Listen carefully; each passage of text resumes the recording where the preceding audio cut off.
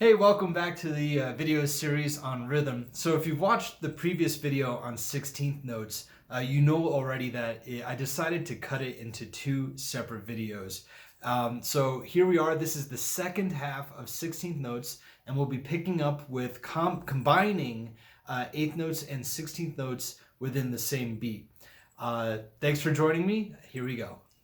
So with 16th notes being interchangeable for eighth notes and quarter notes, you're able to do things like split the 16th note. So you don't always have to use all four 16th notes for a quarter note.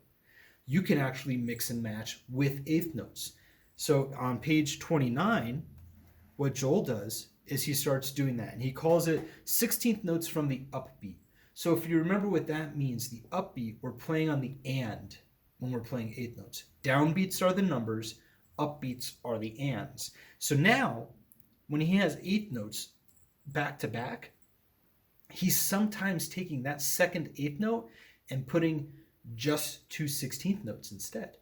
So, pardon me, in this first measure, he has quarter note is beat 1. Beat 2 is two eighth notes. Beat 3 is four 16th notes. Beat 4 is one eighth note and two 16th notes. So the first count is 4, but you don't play the E. You play again on the and then the and then repeat. So that looks like that's the pattern he's established on this page. 16ths from the upbeat. You play the number, you don't play E, but you play the and the And this is what this sounds like. Metronome. Sorry, my metronome turned itself off. Okay. Metronome, line 1. I'm going to clap it this time, because I feel like clapping. Okay, ready? Here we go. We'll count 16th notes. So 1 E and a 2 E and a 3 E and a go E and a 1 E and a 2 E and a 3 E and a 4 E and a 1 and a 2 E and a 3 E and a 4 E and a 1.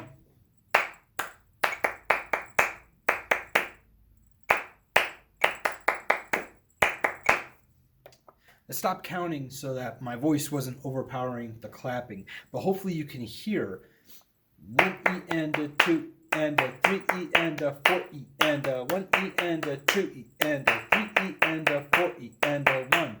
You can string these together. 1 and a 2 E and a 3 E and a 4 E and a 1. And so this is where it's really important to have that counting happening and to realize that the and is the same as eighth note ands. So 1 and 2 and 3 and 4 and 1 and a 2 and a 3 and a 4 and a. So that's what he means by 16th notes from the upbeat, starting on page 29. He has more of the same on page 30. However, he's added eighth note rests. So 1 E and a 2 E and a 3 and a 4 and a 1 E and a 2 E and a 3 and a 4 and a. Cool. Then on page 31, he has 16th notes on the downbeat. So what he's playing is the first two 16th notes and then an eighth note. So if you can see here, page 31, 1 E and a 2 E and a ready and go. And 1 E and a 2 E and a 3 E and a 4 E and a 1 E and a 2 E and a 3 4 E.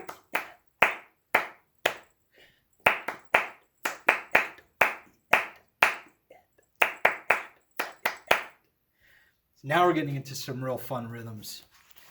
Let's continue. What else we got? More 16th notes from the downbeat. In this case, we're playing two 16th notes and an eighth note rest. So counting at page 1, it's so hard because the book wants to fall off the table. We end up with 1 and a 2 E and a ready and go E and a 1 E and a 2 E and a 3 E and a 4 E and a 1 E and a 2 E and a 3 E and a 4 E and a 1 E and a 2 E and a 3 E and a 4 E and a 1. So we're just playing the first two 16th notes on an eighth note. two sixteenths, and an eighth rest equals one beat. So that is how music, now that you're starting to understand this concept, that is how music starts to mix and match to create interesting rhythms.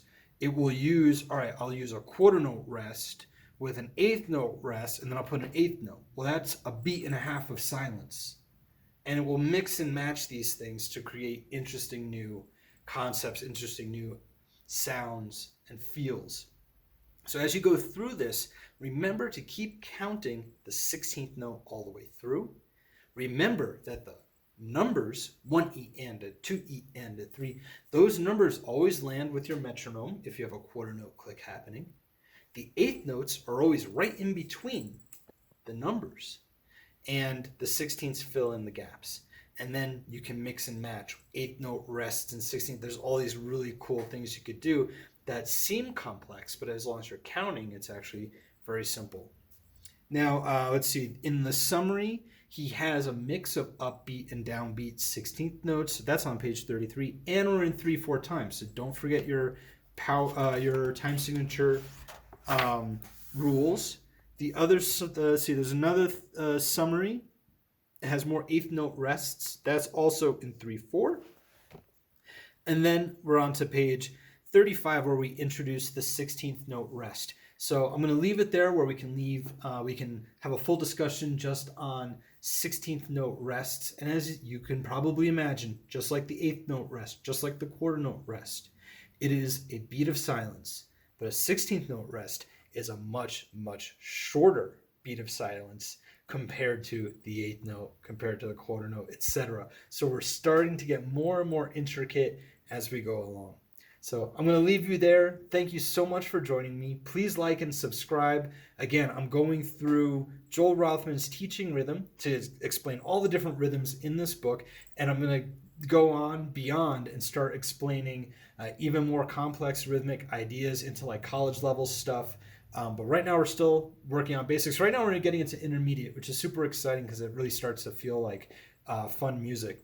So yeah, please like and subscribe for more of that. Also, please check out christianjohnsondrums.com.